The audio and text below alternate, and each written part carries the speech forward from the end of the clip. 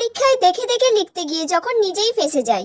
যা কোয়েশ্চেন এসেছে মোটামুটি আমি তো কিছুই পারবো না, কি যে করব।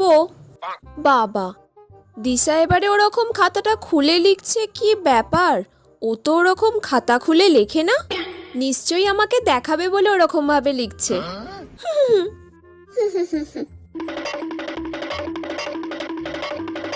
আজকে তো আমি সব কোয়েশ্চেনের অ্যান্সার দিয়ে দিয়েছি। দিশা আমাকে এই প্রথমবার সব কোয়েশ্চেনের অ্যান্সার দেখালো।